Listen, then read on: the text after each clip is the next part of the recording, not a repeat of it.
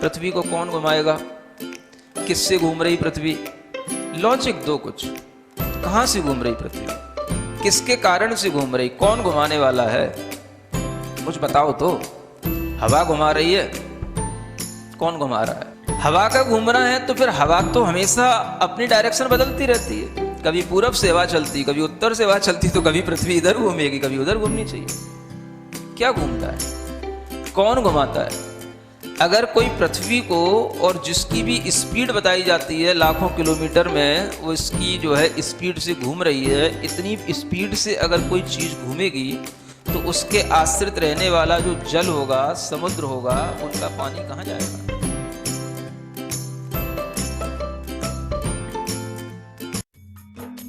इस कार्यक्रम के पुण्यार्जक हैं गुरु भक्त परिवार, दिल्ली।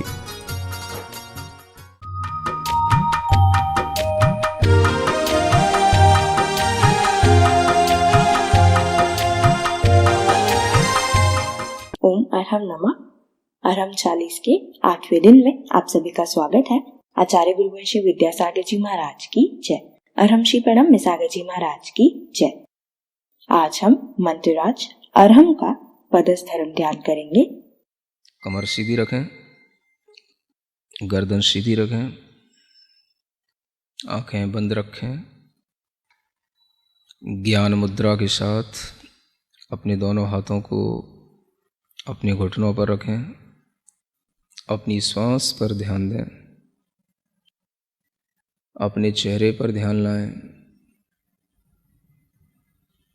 नाक के छिद्र पर ध्यान लाएं, आँखों के पास ध्यान लाएं।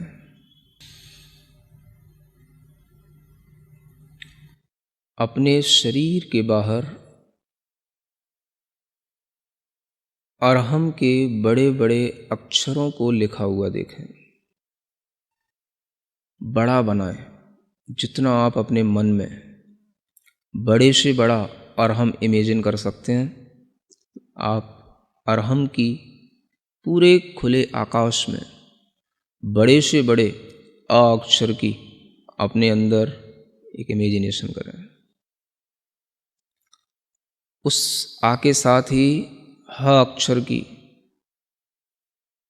खूब बड़ा, उसके ऊपर एक रेफ है और वह बिंदु उसके अंदर है, चंद्र बिंदु के साथ में।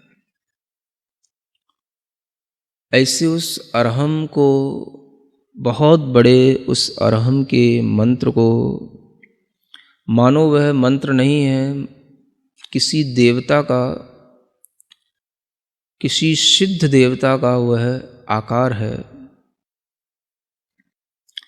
और वह मंत्र रूप मूर्ति पूरे आकाश में चारों ओर भ्रमण कर रही है। वह अरहम के अक्षर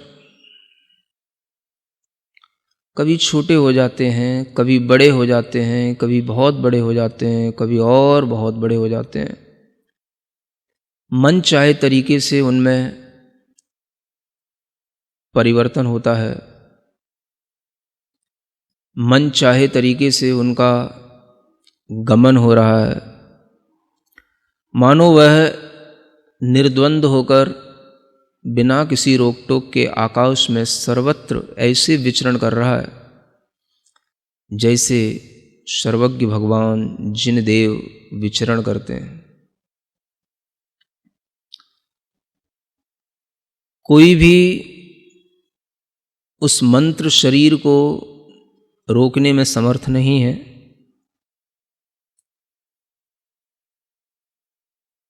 पूरे जगत में वंदनीय ज्ञान का बीज,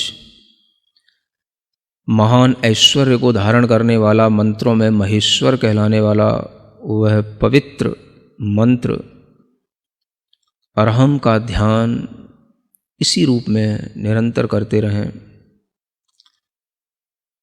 आकृतियाँ, उसके साइज आप अपने मन के अनुसार चेंज करते रहें, कभी छोटा कभी बड़ा।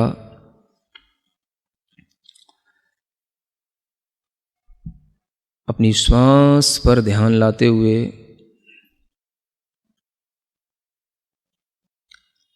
अपने हृदय स्थान में श्वास को रोकते हुए क्षणभर के लिए यह महसूस करें कि वही मंत्र बाहर का घूमते घूमते हमारे हृदय स्थान में, हृदय के मध्य कमल पर आसीन हो गया है।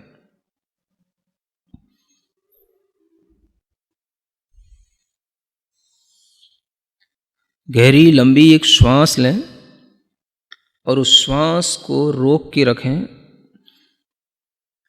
कुंभक के रूप में उस श्वास को रोक कर रखें और जहाँ जहाँ आपको जोर देने की ज़रूरत पड़े वहाँ वहाँ पर आप कुंभक कर लें। अगर ये श्वास धीमे धीमे छूटती भी जाए तो आसानी से छूट जाने दें और जब छूट जाए तो पुनः कुंभक की विधि को अपना लें। धैर्य के साथ बार बार कुंभक करते हुए इस मंत्रराज का ध्यान करना है। सफ़ेद रंग के सुंदर अक्षरों में, चमकते हुए अक्षरों में यह अरहम हमारे शरीर के चारों ओर जो वायुमंडल है उसमें तैर रहा है, आकाश में घूम रहा है।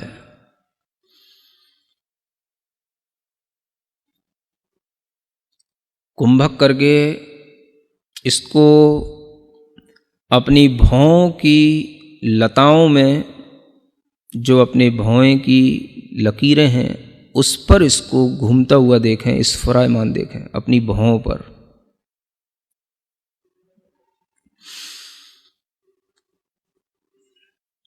फिर से कुंभक करें और इस कुंभक के साथ में इसी अरहम को अपने मुख कमल में प्रवेश करता हुआ देखें।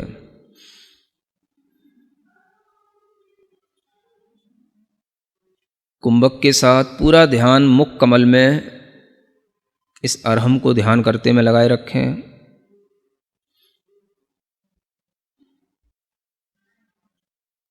श्वास धीमे धीमे छूट जाती है। फिर से श्वास लेकर कुंभक करें और महसूस करें कि यह तालू के छिद्र से गमन कर रहा है ऊपर की ओर अरहम। जब ये ऊपर तालु छिद्र से गमन कर रहा है तो उस समय पर एक अमृत का झरना जल की तरह झरता है।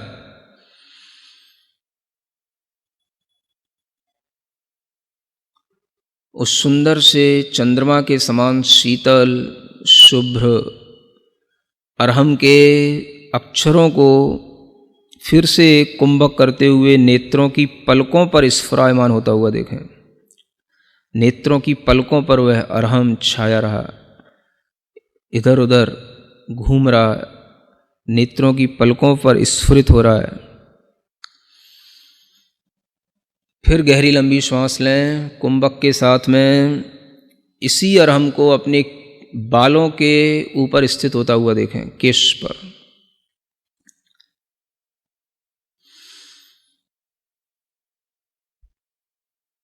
पुनः फिर श्वास गहरी लंबी लेकर के उस श्वास को रोकें और पूरा अरहम पर ध्यान देते हुए उस अरहम को ज्योतिष मंडल में घूमता हुआ देखें। घूम रहा है ऊपर आकाश में, जहाँ सितारे हैं, चंद्रमा है, सूर्य है, उस ज्योतिष मंडल की हर एक तारे के पास में हर एक चंद्रमा, अनेक सूर्य हैं, अनेक चंद्रमा हैं, एक राजू तक फैले हुए असंख्यात सूर्य, चंद्रमा, असंख्यात तारे, उन सब के बीच में निराबाद घूम रहा है। इस अरहम की शक्ति, अरहम का प्रकाश चंद्रमा से भी बढ़कर के है। चंद्रमा के विमान के समक्ष आकर के चंद्रमा के समक्ष यह स्पर्धा कर रहा है। बार बार चंद्रमा के बाहरी विमान के उस तल से टकरा रहा है जहाँ पर चंद्रमा की किरणें फैल रही हैं, वहीं पर इस अरहम की किरणें उस चंद्रमा की किरणों से भी ज़्यादा हैं और उसी के साथ वह बार बार टकरा रहा है, उसी से स्पर्धा कर रहा है। चंद्रमा से भी ज़्यादा प्रकाशमान होने के कारण से चंद्रमा से बार बार उलझ रहा है, घूम रहा है। क्षण भर में दिशाओं में संचार करने लग जाता है, कभी पूर्व दिशा में, कभी उत्तर दिशा में, कभी दक्षिण दिशा में, कभी पश्चिम दिशा में, कभी विदिशाओं में। सब जगह यह दिशाओं में निर्द्वंद होकर के विचरण कर रहा है। बहुत लंबा दूर दूर तक आकाश में उछलता जा रहा है, उछलता जा रहा है। जैसे कोई बार बार अपने प्रतिद्वंदी से टकराता है, वैसे ही ये फिर से चंद्रमा के पास में आकर के टकराने लगा। चंद्रमा के अंदर घुसने की कोशिश कर रहा है और चंद्रमा के अंदर जो कलंक दिखाई दे रहा है उसको भी यह धोता हुआ, उस कलंक, चंद्रमा के कलंक को भी साफ करता हुआ, इतना ज़्यादा तेज प्रकाश इस अरहम के अंदर है कि उस चंद्रमा के कलंक को साफ करता हुआ उसके पार निकल गया।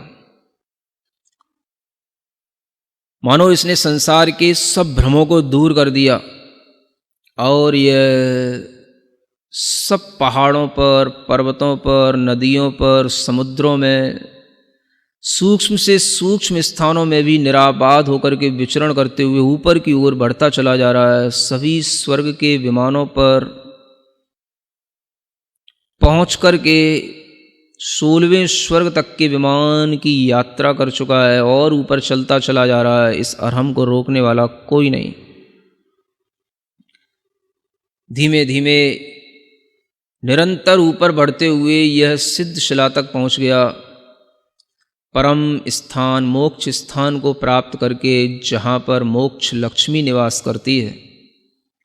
सिद्धों का अनंत सुख जहाँ रहता है, सिद्ध अनंत संख्या में जहाँ होते हैं, वहीं पर जाकर के यह उन्हीं से मिलने लग गया,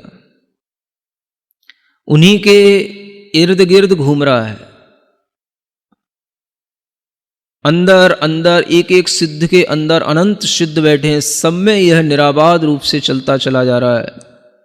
इसे और किसी की शरण नहीं चाहिए। मानो यह कह रहा है मुझे केवल सिद्ध की शरण ही चाहिए, क्योंकि यह स्वयं सिद्ध स्वरूप है, इसलिए यह सिद्धों की शरण में पहुंचा है। सिद्धम शरणम पव्वज्जामि, सिद्धम शरणम पव्वज्जामि।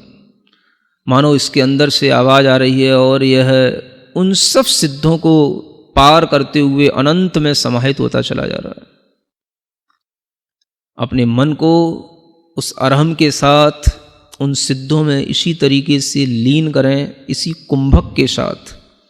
फिर से कुंभक करें, श्वास लेकर, रोककर, और अपने मन को उसी सिद्ध शिला में, अनंत सिद्धों के बीच में, अरहम के माध्यम से वहीं पर एकाग्र करें। निश्चल रूप से अपने मन को दृढ़ करें। धीरे धीरे महसूस करें इस अरहम के अंदर से अ अक्षर निकल गया है, विलीन हो गया है, आकाश में कहीं घूम गया है। अ अक्षर विलीन हो गया।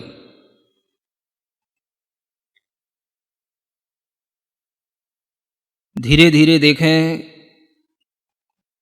जो हा है उस हा के नीचे एक रीकार है, ऊपर रेफ है, चंद्र बिंदु है।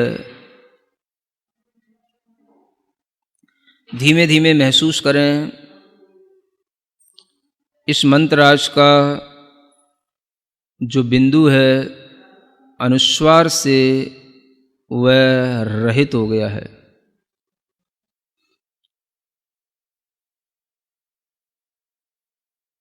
उसकी जो अर्ध चंद्राकार कला है वह भी विलीन हो गई है।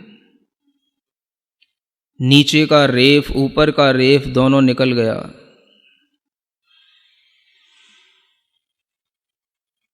जो ह अक्षर दिख रहा है वह भी धीरे धीरे आकाश में लुप्त होता चला जा रहा है।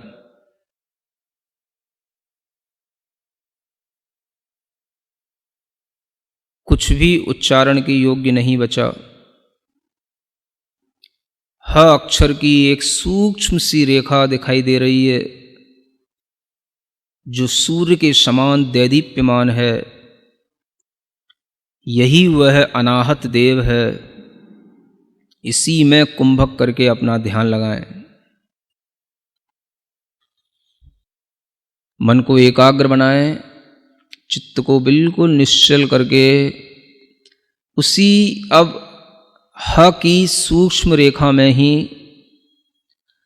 और उसकी सूक्ष्मता में अपने मन को बढ़ाते चले जाएं।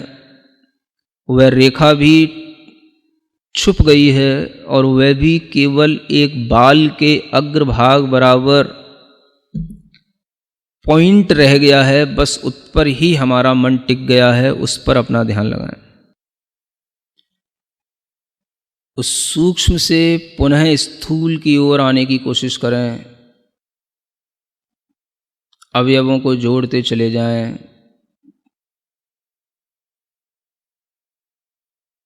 फिर आपके सामने वह अरहम का पूर्ण रूप फिर दिखाई देने लगा।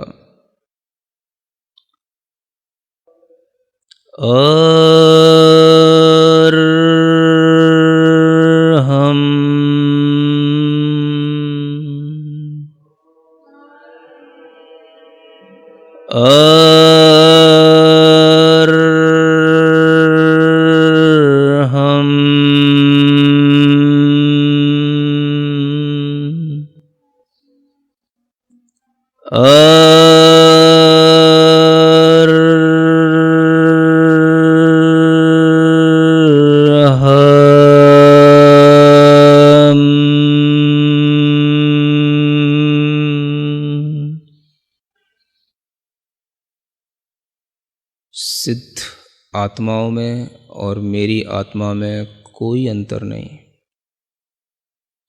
मैं शुद्ध चैतन्य प्रकाश पुंज, शुद्ध चैतन्य आत्म तत्व हूँ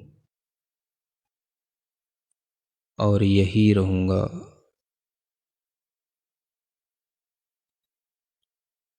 अपने दोनों हाथ घिसकर अपनी आँखों पर रखें।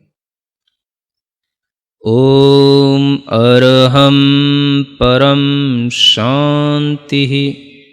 अरहम श्री ने सच ही लिखा है।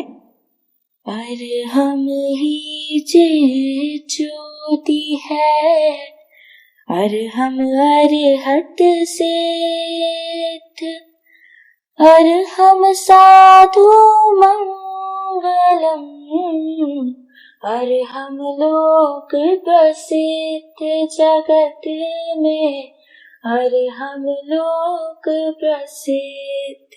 हे प्रभु, मैं भी अरहम मैं हो जाऊं, बस यही भावना है। यदि आपने अभी तक हमारे YouTube चैनल को सब्सक्राइब नहीं किया है तो आज ही कीजिए।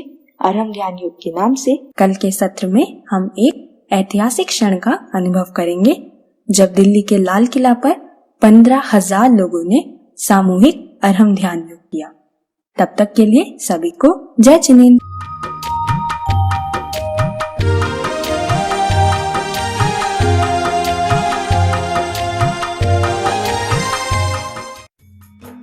इस कार्यक्रम के पुण्यार्जक थे गुरु भक्त परिवार दिल्ली।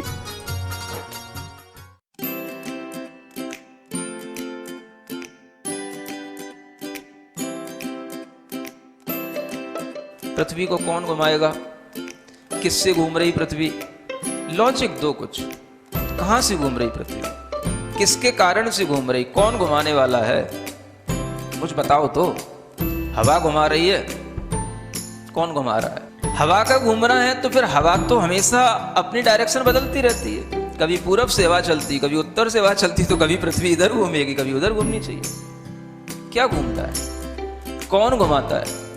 अगर कोई पृथ्वी को, और जिसकी भी स्पीड बताई जाती है लाखों किलोमीटर में, वो इसकी जो है स्पीड से घूम रही है, इतनी स्पीड से अगर कोई चीज़ घूमेगी तो उसके आश्रित रहने वाला जो जल होगा, समुद्र होगा, उनका पानी कहाँ जाएगा?